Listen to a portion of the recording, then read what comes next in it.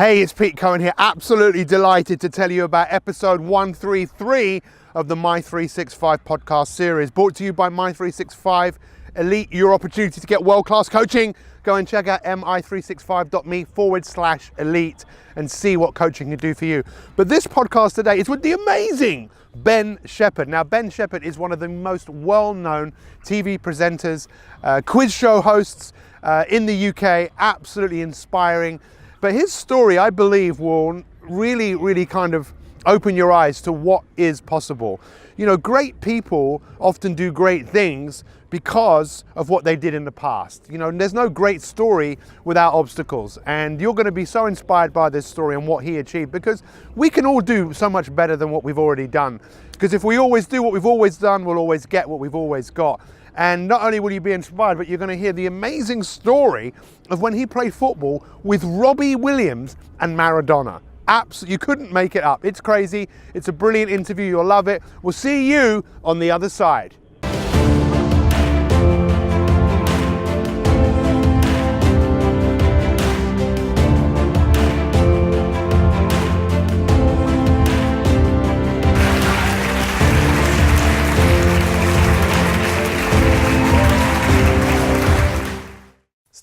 Start. We started. We're here. Ben, thank you so much for joining me today. I really appreciate it. Can I just start? A bit disappointed. Why? Because you know what I was expecting? What? The family heirloom.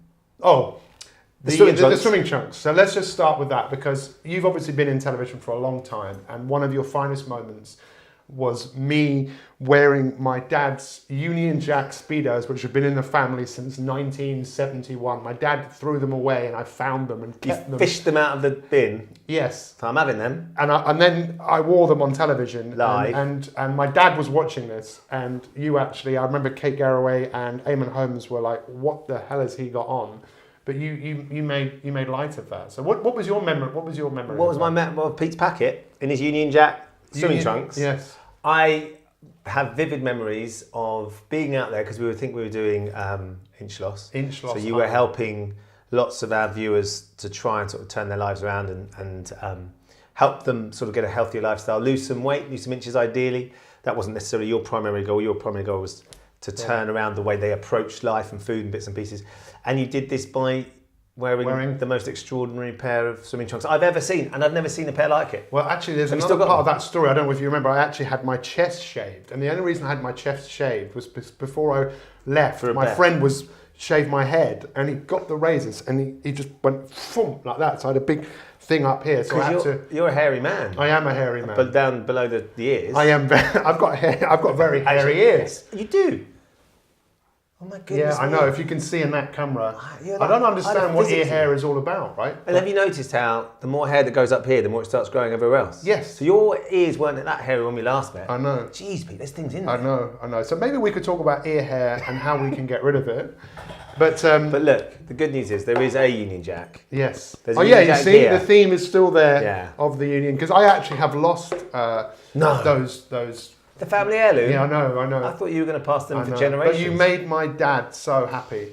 And you wearing them made me happy. Sorry? You wearing I think I made millions of people that were watching. The thing that made what you do so special, though, and people listening to this podcast or watching this podcast will appreciate this, is that you have this unerring ability to distract people from their thoughts and considerations about how awful everything is, or what's causing them problems, and to change the tone and change the direction of what they're thinking. And you did that by when you put yourself out there in a way where you're kind of like, look, I don't care. Yeah. I'm willing to wear something that looked preposterous, but actually was great fun. And it immediately dissipated any sort of concern or nervousness that the contributors had being live. You put them at ease because you were willing to sort of go, look, I'm here, this is me, this is who I am. I'm not worried about it, I'm not embarrassed. It's interesting because you obviously watched me at work, and you were looking to see what I was doing. I could see too much of you, to be fair. Yeah, I know. But you've seen me on a number of occasions working with different sorts of people.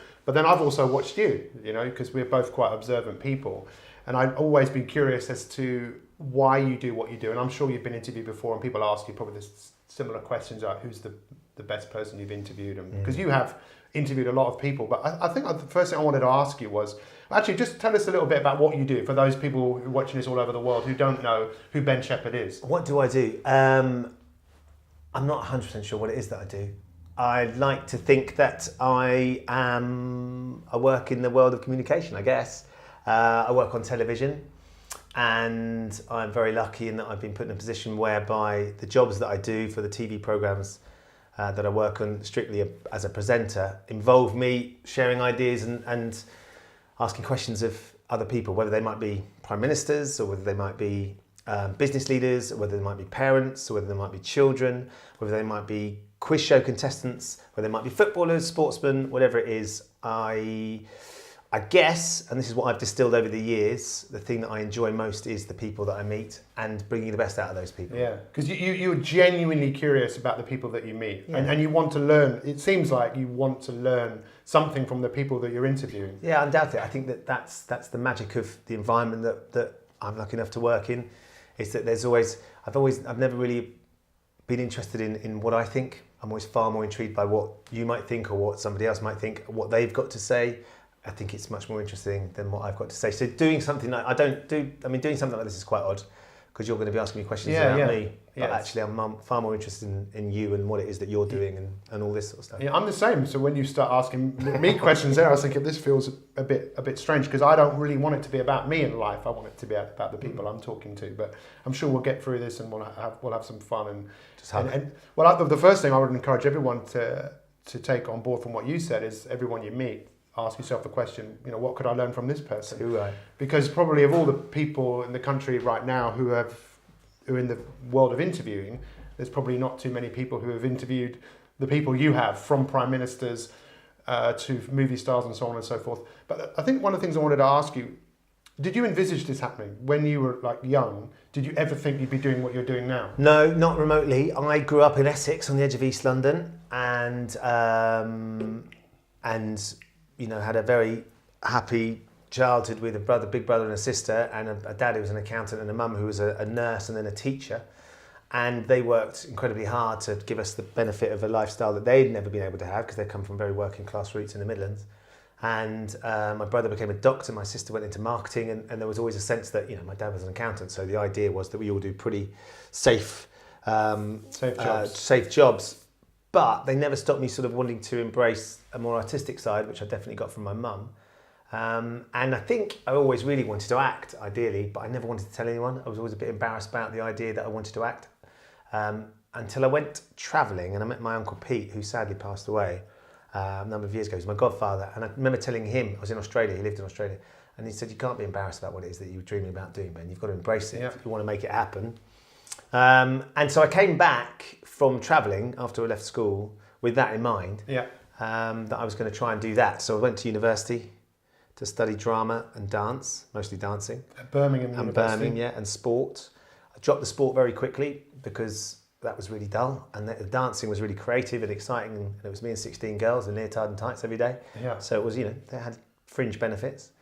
And then the idea was that I was going to do that, and then I was going to go, in my head, I'd go to drama school and then I'd start trying to act once I'd finished there. But, fate intervenes in these things, and I started working. I got a job for a TV company that made the weather in the Midlands for the local region as a runner and a receptionist, painting walls and collecting dry cleaning and making tea and anything that was going. And they were the ones that suggested I try and get into telly as a presenter. And now it never even dawned on me. Obviously I knew you could do it, and I had TV presenters that I really loved. Scofe was one of them, Andy Peters, who ended up being my first boss actually. As an example of TV presenters, James Theakston was doing it, Zoe Ball. So did you watch these guys and think, I could do that? No. You just liked them? It didn't dawn on me that would be something that, one, I could do, or two, I wanted to do, or three, I'd be any good at. But it was only when I started working with the TV company that they were the ones that said, have you thought about this? In my head, I was just going to go off and act. And what sort of things did you want to act in? Would it have been your most ideal thing? Play, theatre? Anything, really. I just enjoyed the idea of playing other characters. I always enjoyed it at school. I really always enjoyed that sort of side of things. It was a passion that my mum still has to this day. She's just directed and acted in something in her local village amateur dramatic society, and I've been involved in it for years and years and years. So I wasn't really worried about what it was going to be. Just because in the back of my head, all I'm thinking is, you know, like my dad said, you can't just be an actor because you've got to have something to fall back on. Yeah. And he's absolutely right. And as it turned out, that was once I was at university that I started thinking, well, maybe it'll be telly that I should do instead. And I started trying it, and I got a show reel together, which is kind of like a CV on tape. Yeah. And I thought, this is brilliant fun. This is great. And then, you know, by circumstance and a lot of lucky coincidences, I was in the right place at the right time. Do you think it was lucky coincidences, Well, or the fact that you actually worked really hard and just... So I think, well, initially, so here's the thing, and lots of people ask, how on earth do you get into television? How on earth do you get to do what you do? I think that you have to be relentless. You have to be really up for it. You've got to be willing to try anything and go for anything and do anything. So anybody offers you an opportunity, go and grasp it. I worked as a runner here, I worked as a runner there, I worked for nothing over there, just to get experience, to hopefully meet people. And then you're working really hard, trying to hone what it is, watching other people, watching people on telly, thinking, I really like how they've done that, how would I be? So you're going around knocking on doors, looking for an opportunity. The bit of luck that you absolutely have to get is someone opening that door. That's the bit of luck that you can't prescribe, right? But what you've got to be able to do is you've got to be able to jam your foot in the door and make sure they don't close the door. You've got to be able to take advantage of that bit of luck. And that's where the hard work and the belief and the persistence comes in. So you can prove to the person that's given you the opportunity that it was the right thing to do. Now, ultimately, the first opportunity I got, Andy Peters gave me a job at Channel 4. With, what was that, T4? I launched T4 many years ago. And it was all going great. I was doing the Bigger Breakfast, which was the big breakfast in the summer holidays. My friend Toby was a floor manager who also had done a runner before that. Not done a runner, but he was a runner and worked. Although you went to that curry house and did a runner. Yeah, that's another story. Yeah, the Emperor, and who we're all still great friends with, and now is a TV director and has done incredibly well, of course, because he's worked out all through the ranks or whatever. And it's funny though, because it's being prepared to roll your sleeves up and often work for nothing and do what it takes, where most people aren't prepared to do that. No, right? and then at the same time, find a way of trying to keep yourself going and earn some money as well, because the reality is you can't just constantly just be working for free but you take those opportunities and you just have to be a sponge to all the information and ideas that are coming around, and you never know. But the bit of luck is that moment that they open the door, and as long as you can take advantage of that. And that comes, you know, was it Gary Player who says, the more I practice, the luckier I get? Practice, the luckier I become. And I absolutely believe that as a motto for life. The sort of, but you still need to have a little moment, a little fraction of opportunity that comes your way. So how many of those do you think you've had in your life where, you know... Well, undoubtedly, I think the more you do and the more experience you get, the more doors that open. Because people it takes one person to see you in a certain light to change how other people see you, right? Yes. Because lots of people say, you can't do that, Pete, because that's not what you do. Yeah. You can't do podcasts, you can't do that. Yeah. That's not what you do. You're a psychologist. You've got to be sitting down talking with people. You can't go out and, you know, but actually you find one person that turns around and goes, do you know what you'd be great at? And they have an idea for something for you. And this is exactly what happened with me. And there's a woman called Michelle Ann Carter at a company called the Weather Network, who said, do you know what I think, have you ever thought about doing this, Ben? Yeah. She saw me in the world of presenting. Okay, so that was the first step. And then I did an audition, and Andy Peters was the one that saw me beyond just the idea of presenting, but actually doing it. So he then employed me. Now the interesting thing, I guess, is that I was then at Channel 4 and it was all going brilliantly, and I bought a flat with my wife, I've been with for a long time, and then I got sacked. And then somebody at Channel 4 decided that they didn't see me doing that. And somebody at Channel 4 decided, and I can still vividly remember sitting in her office and her saying, yeah, we just don't think you're really up to it. There's not many live environments, so we don't want you to do it. We want to give somebody else the opportunity to do it. So that's it. How did you take that? It was heartbreaking, brutal. I mean, as far as I was aware. Because you bought a flat, or just because someone didn't like you? A mixture of everything. So firstly was, I thought, you know, it was a world of freelance. It was a really stark lesson. It was an important lesson for me to learn as well. And I'm really thankful that she did do that. Now, many years down the line. Have you seen her again? No, never. But firstly, it was like being hit around the face. I wasn't expecting it. It came out of nowhere, which was a huge shock. That's the world of telly as well. Yeah. I mean, decisions are made very quickly and you're very, very disposable. So you have to get used to that, right? Secondly, we'd just taken on this big financial sort of obligation that I was suddenly very conscious of. How on earth are we going to get the money together to maintain all that sort of stuff? Thirdly, hold on, I'd been planning on doing this, and she's just told me that I'm not very good, and everybody else I've met so far has been saying, yeah, you're brilliant, you're doing really, really great. How is someone so diametrically opposed to that view control it? Why has no one joined the dots here and said, this isn't working for me, it's working for us? How do we get him from there to there? Fourthly, it was like wow, the power some of these people wield in television is absolute. And fifthly, it was probably the first time in my life that I had failed dramatically at something. Like I failed at stuff like I play a lot of rugby, played sport all my life, and you've been in big high pressure situations and you've missed a kick, or you've spilled a try, or moments that feel really, really big.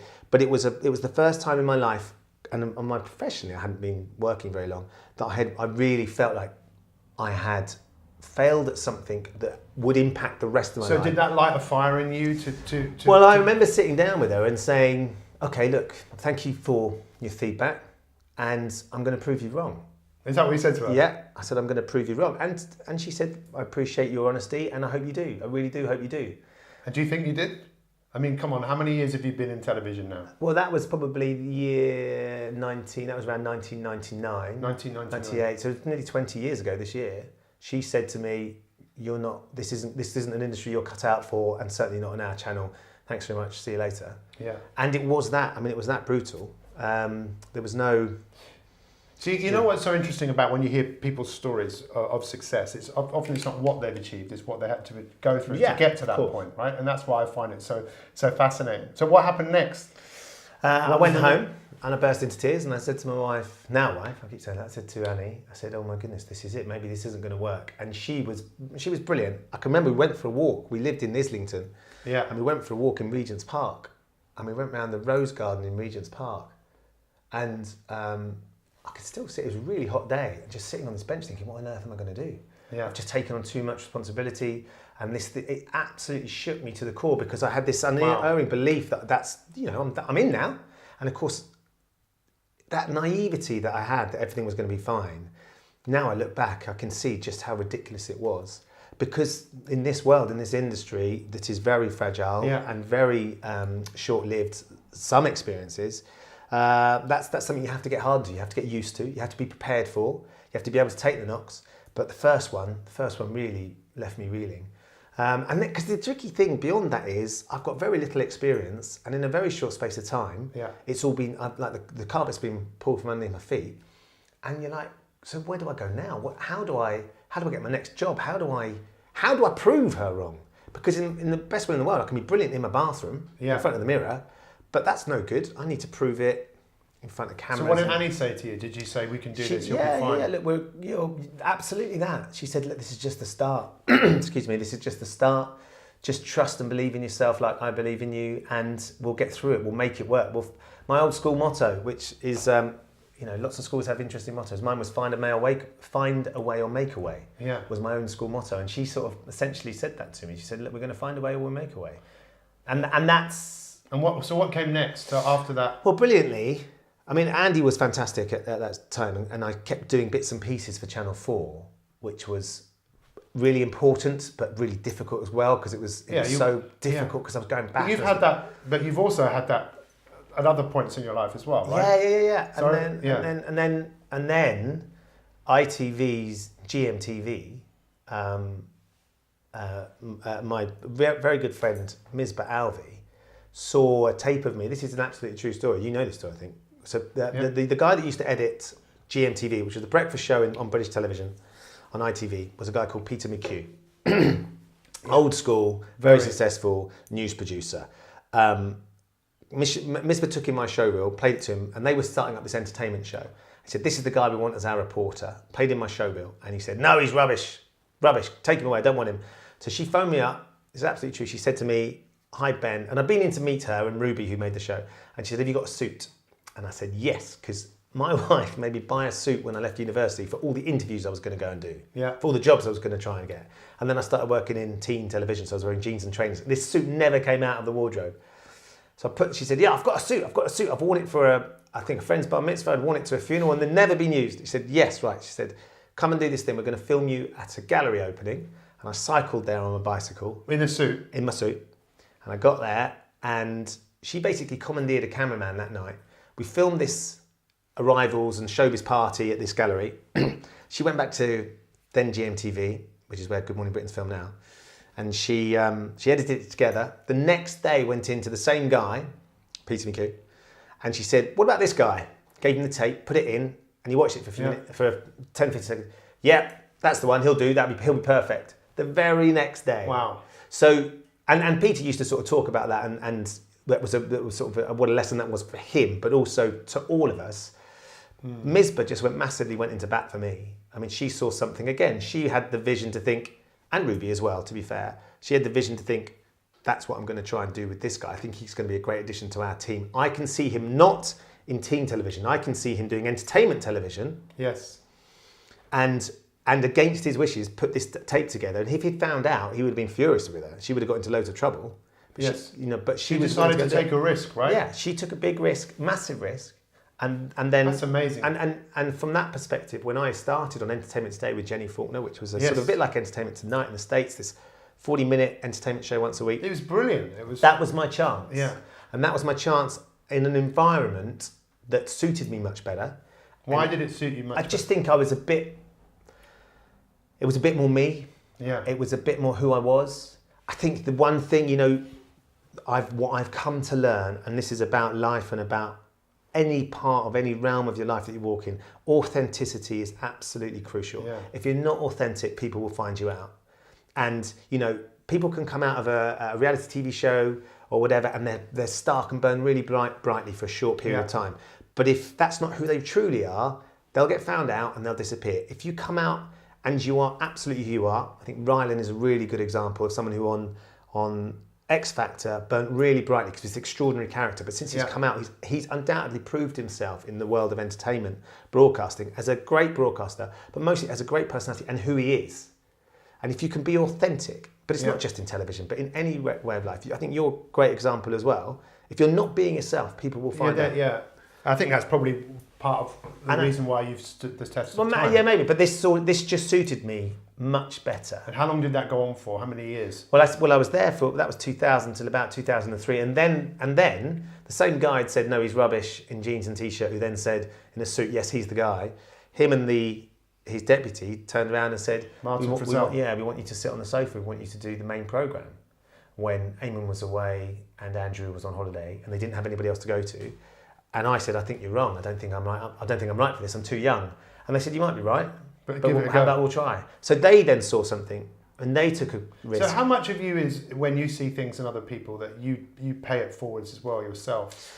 Well, I'm sort of very aware of it, and sort of any opportunity I get to help people who contact me or I know or I can help in some ways I think is invaluable. I think I was helped along the way by so many people, and I think being able to understand that, appreciate it, and offer that to somebody else who's just coming through it's essential. I think it's essential to who I am as well, because I'm so appreciative of the opportunities that I've been given. Yeah. And then you have been given a few. Yeah, right? yeah. But I'd say you weren't given any of them. You kind of the opportunities that I've worked for, whatever you want to say, given the chances that the people have taken on me, and I'd like to think that all of them believe it was the right thing to do because I've been able to deliver and pay them back. I mean, undoubtedly, when Misbah and Ruby got me on Entertainment Today, in my head it was like, I'm going to prove without doubt that they've made the right decision here. Yeah. I wasn't going to sit with them in 4 months and then turn around and go, do you know what, you're not cut out for this. So in Entertainment Today, you interviewed some just incredible people. Was there any point where you were sitting opposite someone going, I can't believe I'm actually here talking to this person? Every day. I think the first time I went out to the Cannes Film Festival, we did the launch of Lord of the Rings when it first started. Yeah. I didn't have to be a film star. I was interviewing the guy that created all the armour for the orcs. Yeah. And he's talking about the details. I'm just sitting there thinking, this is ridiculous. Orlando Bloom, before anybody knew who Orlando Bloom was, he wasn't the global superstar. And his first film, when he was Legolas and he was tiny, in sitting with Orlando Bloom thinking, this is crazy well for me, but for you, you're about to explode in this massive film franchise. There were moments all the way through, Pete. I remember sitting with Nicole Kidman in Cannes just after she put up with Tom Cruise. But Nicole was good friends with my godmother. Her parents were good friends with my godmother, and I sat down with her and I said, oh, you have a few minutes, not even that, you have about 30 seconds before the cameras start rolling in a junket. And I've got 3 minutes to interview her on camera, I've got about 30 seconds while they get the lights ready, and then they say, right, 3, 2, 1, go. And I went, oh, Nicole, I think you know my aunt. And she said, who's that? I said, Christine Elliott, she plays golf with Mum and Dad. And then she said, oh, you're Chris Elliott's godson, aren't you? I've been expecting you. Or she said something along those lines. And I was like, Nicole Kidman was waiting for me. I mean, it was like it was a really lovely moment where it was kind of like, in our world, she just exists as this film star. But of course, she has a very normal life. She has a very normal family that has roots that touch lots of different... We forget that, don't we? All the time. All the time. I think one of the things that's absolutely vital, if you're meeting people that you're intimidated by or you've got to interview from a different realm, you've just got to remember that they are very normal. Yeah. And the way to connect with them is grounding them in the normalcy of their lives. And that was a brilliant moment because it showed me something, and also it was like a real moment for me to appreciate she isn't just the Nicole Kidman from Moulin Rouge who was going through this very tricky time personally. She was a real person. And we ended up having this incredible interview, just amazing interview, because she opened up a little bit to me, got a little bit more time, got some great quotes. We fed the stuff back to London, couldn't believe it. They were like, this is amazing. And then it just, that sort of thing. It's a big thing, isn't it, about when you're authentic, that it gives people the space to be authentic as well. And I think a lot of those people want to just be themselves, right? That's why... what's the name of the lady from ITV who I did some stuff with? Alison Hammond. Yes. Again, just totally, this is me. Amazing. I'm not trying to be anything else but me. Totally agree. Because I think Alison came from Big Brother, didn't she? Yeah, she did. And there's a great example as well of somebody who was absolutely... If you meet Alison today, or from Alison who was in the Big Brother house, very, very little has changed. She's a lot more sort of experienced in the world of television and stuff, but who she is and the energy she brings to stuff is, it's incredible, isn't it? Yeah. And she's authentic. So you did Entertainment Today for a while, quite a long time, and then you were on the sofa, and then. So then I started doing the sofa more, and I was there for and did various other bits and pieces. Some of it worked, some of it didn't work on telly. Got a great opportunity to do some extraordinary things, some great shows, some great experiences. Worked with some amazing people, and then I guess the next big. Are you asking about where I went with my career? Yeah. The next big juncture was when ITV took over GMTV, and they were going to change it up and become what was then to become Daybreak. And I realised I'd been at GMTV then from about 10 years, and I was on the sofa. I was full time on the sofa then. Andrew Castle and I were the main hosts of that programme, and I wasn't doing Entertainment Today anymore. And then that stopped, and I carried on at GMTV. And I realised that I think I needed to move on as well. It was time to sort of draw a line in the sand there and go and see what else I could do. And I was lucky enough to get the chance to go and work at Sky Sports, which, as you know, I adore my sport, I adore my football. Yeah. And it was sort of hosting, it was hosting football, it was hosting Champions League football, and it was working on Goals on Sunday, which is with sort Chris of Kamara, which is so popular. And it's still, I still do to this day. But even with that, you had some disappointment, right? In terms of what you thought you were going to get and what you. Well, I think, in the world of media, the landscape changes very, very quickly. And sort of certain things move beyond my control, and certain things happen. Promises and stuff. Well, promise. It's tricky to say promises. I think no one promises you anything. They kind of say, I've got an idea that this is what I want you to do, but no one's going to say, right, do you know what, Pete? I'm going to promise you that I'm going to buy you an Aston Martin this time next year. And of course, it gets to this time next year, so it hasn't quite worked out. No one says that. They'll say, do you know what? I reckon if this keeps going really, really well, you'll get that Aston, and we can sort you out. But of course, with everything moving around, the goalposts move, and I can appreciate that now, again, as an experience of being sort of 8 years down the line, that things happen beyond my control and beyond everybody's control ultimately, that meant that the reason I'd gone there necessarily didn't work out. However, what I did appreciate was that my hopes and my idea of what it was that I wanted to do had shifted as well. And I was loving the sport and loving the experience of being at Sky. I mean, for us in the UK, it's the brand leader in sporting presentation. It's just absolute. They have set the standard across sports broadcasting. I think globally, it's certainly in Europe, in Northern Europe, it's amazing. And that was really, really special. And I still love being a part of it now. And but what I have been able to work out is, do you know what? What I really missed was the other side of broadcasting that I suddenly wasn't doing. So the lifestyle stuff, the human interaction stuff, the business stuff, the politics, the entertainment, which I wasn't doing when I went to sport. And I threw all my chips in with the sport. And actually there was a big part of me that wasn't being fed. And I needed that creatively. So ultimately, Daybreak didn't work, which was the breakfast show, and then they wanted to sort of bring back into the old studio. They wanted to create a new breakfast show, which was Good Morning Britain. And Helen Warner, who was the commissioner of daytime at the time, who was just incredible. Again, she got me in and said, I want you to come and do this. And she was the one that saw me there and saw me back in it. And that brought me back to ITV in about 2014. So it seems like you've got this mindset around that sometimes things might not appear fair, but it's not about being fair. It's just is what it is, and it's how you deal with it, right? Totally. So let's talk about, because when you were at, you did the Extra Factor, right? And you Yes, did that for how long? 3 series, yeah. First 3 series. Yeah. And then it was brilliant. And then who left? The main Kate left. Thornton. Kate Thornton used to host the main show. And you thought, did you think that you were going to get that? I didn't think I was going to get it. I didn't think I had any divine right to it. I'd have liked to have been considered, and I'm sure I was. One of the most popular programs. Yeah, which is still going now. And I'm sure I was considered, but the decision was taken at the time to bring somebody from the outside in, and they brought in a great host in Dermot O'Leary, who of course I'd worked with at T4 as well.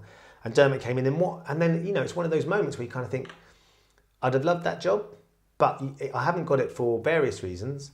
But you know what? I need to go away to be able to come back and be considered for that job. If I'm doing the ITV2 show and I want to be on ITV1, then maybe I need to stop doing the ITV2 show. I stopped doing it.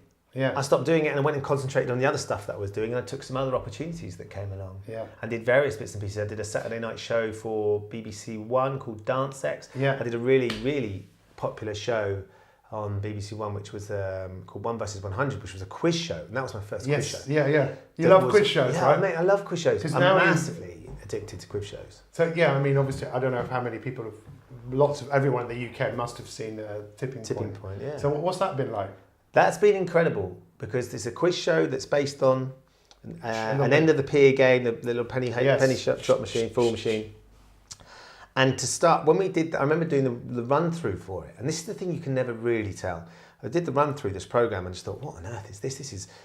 It was brilliant fun to play in the studio we were in, but what's this going to look like on telly? Are people going to be drawn into it? Is it more fun to play in the studio? Will it actually be engaging on the telly? And I've launched lots of programs that everybody thought were brilliant and never came back for a second series. And to do a program that not only has come back for a second series, but we're currently filming series 9 and 10. And with this series, I think we'll get over the 1,000th episode. How much of that do you put down to you being the presenter and you being authentic and you just being yourself? It's all about me, Pete. I think do you know what? If you get the opportunity with a quiz show is all about the format. If the format is strong and the format is great, it was an and the guys that devised it, Hugh Rycroft and Lynn Sutcliffe and Neil Simpson, who I was at university with, ironically, he was a year below me, but he was one of the guys that sort of helped create it, and Peter Usher. To be given an opportunity like that, you can never tell. When they first did Who Wants to Be a Millionaire, they didn't know for sure it was going to be the big hit that it was. When Deal or No Deal, by the time it came to here, it was big around the world, so they kind of knew that it should work, but could it really work? And Noel did an amazing job with Deal. Deal or No Deal. And they're those moments, pointless. Yeah. You can't be sure until it's aired whether it's going to be as successful as you think, no matter how brilliant things might seem in the studio. But to be given that opportunity to have a programme that is now so richly loved is an absolute privilege. I mean, it genuinely is something that has such a huge impact on my life and my family's life. They show our series in New Zealand as well. So I get pictures sent to me by kids who are with their grandparents. They watch Tipping Point. It's a lovely thing that kids watch it with their grandparents if they're looking after them. And they'll send me pictures that they've sent from New Zealand because they've been watching the show in New Zealand. And having that impact is something that I would never, ever, ever take for granted. And by doing it as well, you can see how great quiz shows are. Yeah. We're always looking for a new quiz show and a new idea and coming up with ideas for new quiz shows, and just take the idea of asking questions, but package it in a way that's going to be compelling for viewers to watch. It seems like you just love to put a bit of light into people's lives, and just with all the people you meet, you treat them all the same, and you want people to feel good about themselves, right? Deep down, that's what you're about. And I think that's really quite... Do you know what my mum used to say to me? And I think I'm very like my mum, although as I'm getting older, I'm getting more like my dad. My mum used to say, because my mum is the most extraordinary person. She has this light and energy and life in her that is boundless. and never stopped. She worked 2 jobs. She used to work overnight as a night nurse and then would go to college and work during the day so she and my father together could afford the school fees for us to go to a great school and have a great opportunity. And she just used to say, if you go into a room, the most important person in the room isn't everybody who's stood chatting to each other, it's the person who's being really quiet in the corner. Get that person and bring them into the circle. They're the person that really needs you to go out and go out on a limb and sort of make sure that they're part of what's going on. Yeah. And it's absolutely true, because the ones that are up there and chatting away, they're good as gold. It's the ones that are really quiet that might need a little bit more confidence or might have something they need to share with you, or and that's that. And you're kind of looking out for those people. Yeah, to try and bring out. Always. I want to make sure that person, and this is every single show. People say to me, "How can you film 165 episodes in a block?" Which is what we're doing, 4 episodes a day. And I say, because every time. Yeah. Someone stands in front of the machine for the first time, it's their first time and their only time they're going to do it. And they're really thrilled and excited to be there. So the show creates its own energy, but how can I not feed off their energy and want them to have the best experience they possibly can? For 2 reasons. 1, I want them to go away having enjoyed themselves. And 2, I want it to be a good show. The shows are always better when the people are really enjoying themselves. Yes. Because it's more compelling and more enjoyable to watch. I want to say that's beautiful. You're beautiful. Thank you very much. You are. So where do you see your career being like in the next 5 or 10 years? Do you still have some aspirations and goals of things that you're working towards?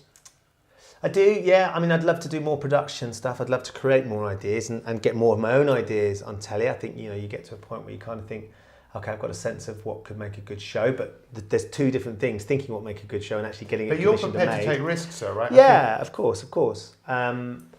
But it's a really tricky one, that though, Pete, because if you'd said to me 5 years ago, you'll be doing Tipping Point, you'll be able to film the 1000th episode, you'll be going back on Breakfast, and I said I was never going to come back and do Breakfast, you'll be at Sky, you'll still be working Cammy, you'll be doing Ninja Warrior, which Ninja is a global brand, which I'm so passionate about because I love health and fitness, and these guys and girls are so inspiring. I would have said, it's really difficult to prescribe. Ideally, 5 years' time, I will still be doing something I really, really love. Yeah. I'd still be, hopefully, bringing out the best in people and allowing them to have the best experience. So when we talk about bringing out the best in others, one of the ways you bring out the best in yourself is to exercise, right? And recently you've taken a bit of a, what's the word? A big curveball has been thrown at you, right? Yeah. So your back has... Yeah, I think you get to your mid-40s, starting to hit early middle age, and you realise that the nonsense and the hard yards that your body's done up till now is going to come back and bite you and have to start taking care of yourself a bit better. So I've done a lot of running, I've done a lot of rugby and football and boxing and squash and tennis and whatever it might be, and kite surfing and cliff jumping and swimming and whatever, and not really worried too much about the injuries, just got up and got on with it. And now my back is sort of in a state where it's sort of turning around and going, yeah, now you're going to get payback because you've given us a hard time over the last 43 years. It's our turn to sort of give you a bit of a hard time and realise that I'm not invincible, which is quite a hard thing to come to terms with. Yeah. That reality that I'm not just going to be able to keep going without making adjustments. The really tricky thing, I think, is that my health and fitness and exercise is a huge part of who I am. Yeah. And my identity, personal identity, and that's been taken away from me recently because I can't run. I slipped a disc in my back and I was absolutely crippled, bent over in pain, couldn't stand up, couldn't really work out why it happened. And I was seeing a specialist before that because I was having problems with my back, but nothing this severe. And it's been a massive wake-up call and really, really difficult. They gave me a lot of pain medication, which was great for reducing the pain, but it's not great for sort of allowing you to think and to think clearly. I mean, there's no clear thinking on that sort of medication. And to try and work out how I plot a route through the next 5 years physically, which will allow me then to carry on hopefully having a healthy lifestyle that I can enjoy my kids growing up and all that, that's sort of where I am at the moment. So how much do you think of life is, it's not always the way you want it to be, it is what it is, but how you deal with it is kind of your mental approach to all of that is kind of what it's all about, right? Yeah, well, I think I've always been pretty resolute, and I've come to terms, because of the nature of the job that I'm in, there's no security in it. Your short-term contracts, it's 3 months here, it's a year there, it's one series, one great series, and then that could be it. It could be one series you've done brilliantly with, and then someone changes somewhere and they'll go, actually, we don't like the look of you doing it. I want to try someone else doing it. I've got pretty resilient, and I've got pretty good at saying, you know what, that's just how things are. I'm not going to take it personally. I've taken this much more personally because I'm the only person there is to blame for the state of my body. And you've got that attitude, right? But you can reinvent yourself. Again, even the situation you're in now, there's got to be some reinvention. Still be yourself. You might have to make some adjustments because when we talk about the highlights, some of the highlights of your career, I know a couple of them, but what ones come to mind if I say, what has been the pinnacle of something you've been able to do? Well, I mean, I guess Soccer Aid would be in there because that's the charity football game that we play at Old Trafford every 2 years. I've been involved with. So was that story that I think you told me years ago where were you with Maradona and was it Maradona? And, yeah. And you were in the stadium and can you tell us what in the match during the match with Robbie? Yes. Robbie Williams. Yeah. So it's a game between England and the rest of the world. Robbie was captaining England. Robbie Williams set up the game. And I think Gordon Ramsay was the captain of the rest of the world that year. Stadium's full, 70-odd thousand people at Old Trafford. And Maradona's on their side. We've got some England legends, Alan Shearer, Teddy Sheringham, David Seaman. They had Maradona and Ronaldinho and Seedorf and Stam. And, it's a big old game. Zidane played the 1 year. And I'm kind of in defence, Robbie's playing left back. And it's just like that moment you have in the park when you're with your mates. You pretend. And you're playing Wembley or you're saying, I'm going to be Zidane, you be Maradona, you be whoever you want to be, Julian Dix. I'd have been Julian Dix, of course, obviously. West Ham. And then as you're running down, you shout over to your mate, Pete, Zidane, Maradona on your right shoulder sort of thing, because you're messing around. And I'm running back with Robbie and I've actually said, Rob, Maradona on your right shoulder. And it was this moment in time that we kind of, both of us, because Rob's played football, like you're on the park again and you're making it up and you're having a laugh. But it was real. And add to the surrealness of it, this was Robbie Williams, international pop star. Great guy, obviously. But this moment, I went, Rob, Maradona, right shoulder. It's just ridiculous. And it was Maradona running past him on his right shoulder because he was looking that way and he turns around and he goes and marks him. And we both just had this moment, we looked at each other and we just go, this is so insane. This is a dream. And, Soccer Aid is an extraordinary thing, all based around raising as much money as we can for UNICEF. But we know that we are being given the privilege to live out the dreams of millions of kids up and down the country, around the world. In that moment, there was just a glimpse of that. So there are obviously millions of people all over the world that wish they were in your position, right? But the reality is what you had to do to create the position. And there is no substitute, really, is there, for hard work? And even if there was, that... There's no yellow brick road. There's no short route. You can't just go, I'm going to get from here to here as quick as I possibly can. Because if you do, it's like I was saying, if you do, you're going to get found out. Yeah. If you do the hard yards, then you can chart a route. And I guarantee that what you think might be where you'll be in 5 years, you may end up there, but you've gone around the houses to get there. And because there's all sorts of things that are going to get dropped in your way along the way. At the moment, it's my health has become sort of a serious priority for us and the family because I've got to carry on working because I love my job and it's a huge part of who I am. But I've got to try and work out, how am I going to stay fit and healthy enough to hopefully keep playing football? I don't know necessarily whether I'll ever be able to play football again. I love running marathons. I love long distance running. I can't run anymore over 5 kilometres. Well, as you know, because you've obviously followed my journey and what happened to my wife. My wife was given 18 months to live and is alive 7 years later. And she still puts up with you as well. I know, and she still finds me funny. I believe that there is a solution to the situation that you're in, and if you can't find a way, I will find a way to help help you be able to do all the things that you want to do. So just as we come to the end of this Is it finished already? Yeah, well, I could carry on talking for a long time, as you well know. But give me kind of your recipe in order for people to live so you said being authentic, right? It's one of the key things. Crucial. What else? Take risks? Yeah, undoubtedly. Be prepared to take risks, but calculated risks. Yeah. I don't think if you're willing to take a chance, you've got to sort of think out the possible sort of fallout from that chance and how that's going to look. Yeah. So forewarned is forearmed is the phrase as well. I think that's never go into a situation without preparing as best you possibly can. Sometimes that means you've had 30 seconds to prepare. Sometimes that means I'm going to have an interview. I'm going to do everything I need to do to make sure I'm properly prepared. And you give yourself days, or you give yourself weeks, you give yourself months, or whatever. Think on the spur of the moment, if something happens to you though, you've got to grasp that opportunity. Because interestingly, all the preparation you've done to get to that point will arm you with the weapons to be able to deal with whatever's put in front of you. I'd say that's absolutely vital. Wow. So look, one more thing. What sort of a father? You've got 2 kids, Jack and Sam. How would you describe yourself as a dad? What type of a dad are you? A pretty hands-on in many ways. What sort of dad am I? I'm probably not the best person to describe. I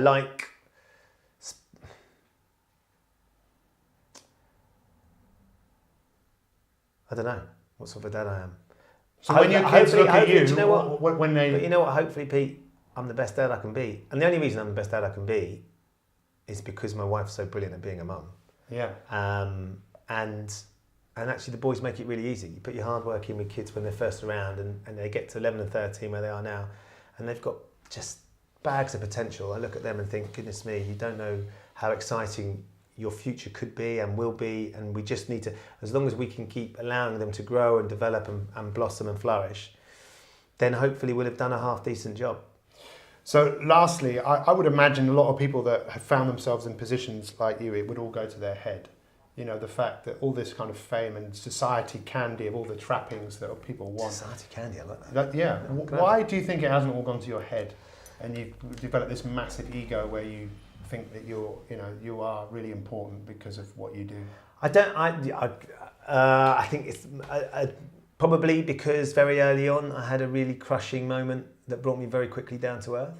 Yeah. And allowed me to realise that I can't take any of it for granted. So there's no point getting carried away. And from that experience and rebuilding who I was professionally and how I was going to plot that course, and every time something else comes along, it's just another reminder that you're only as good as your last link, you're only as good as your last episode, you're only as good as the last conversation you had with somebody. So how about you make that conversation the best it could possibly be? Because you don't know where that might lead to or what impact that might have. I like that. And I like you, it sounds like you're always rebuilding yourself and looking. Now we need to rebuild your back as well. So like Steve Austin, why don't we do a new series of the $6 Million Man starring Ben Shephard? You want to be an actor, right? 50 it's billion. About time. Let's go billion. Yeah. We'll go billions. Yes. Listen, it's been absolutely a pleasure. How do people follow you? Follow you on Instagram? Yeah, so I'm on Instagram at Ben Shephard Official. At Ben Shephard Official. I'm on Twitter at Ben Shephard. Yeah. I'm on Facebook as well somewhere. You can find me on Facebook. Instagram and Twitter is where it's at. Yeah, I think so. And do you know what I love about them as well? And more is the interaction with people. I really enjoy that. Yeah. So if you want to get in touch, then do. I like following you. I like following you, and I like following Will Smith. Do you follow Will Smith? Yes, I do now because you told me to. Yeah, it's good, right? Yeah. I would definitely. I've interviewed him a few times. Yeah, what's that been like? Genuinely.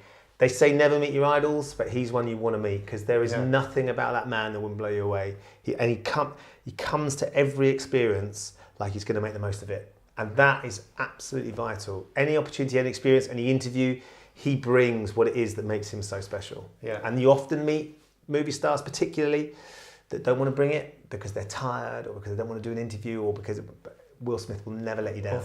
Authenticity. By the way, do you know the root word of authenticity comes from the root word of author, which is you're writing your life. So be authentic, write the life that is yours.